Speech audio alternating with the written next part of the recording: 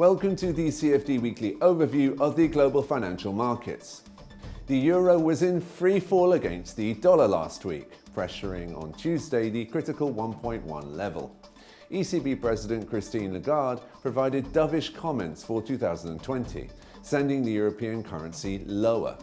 On Monday, German business climate figures disappointed, which provided additional downward pressure.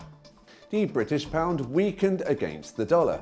Market participants are pricing in a 50% chance of a Bank of England rate cut on Thursday, which, coupled with fears of a disorderly Brexit, turned out to be one of the major factors undermining the British currency. Michel Barnier warned that there is still the risk of a cliff-edge Brexit at the end of 2020. The Japanese currency strengthened against the dollar as safe haven demand due to Chinese epidemic concerns provided a boost for the yen.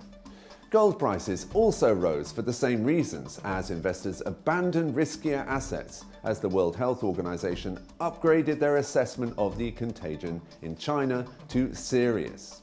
Overall, the dollar index rose, approaching 98 points on Tuesday as high global demand supported the greenback.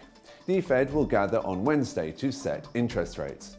Markets do not expect the central bank to change its benchmark interest rate of 1.75%.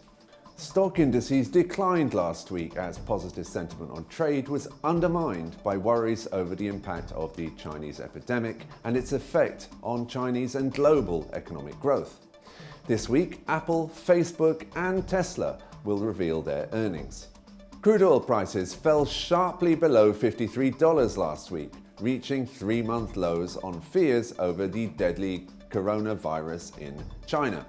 If air passenger traffic in China falls by half in the first quarter of 2020, it would lower demand for jet kerosene by 300 barrels per day and would negatively impact airlines and the tourism industry.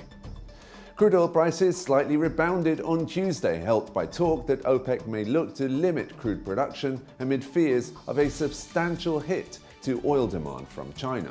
You've been watching the CFD Weekly overview of the global financial markets.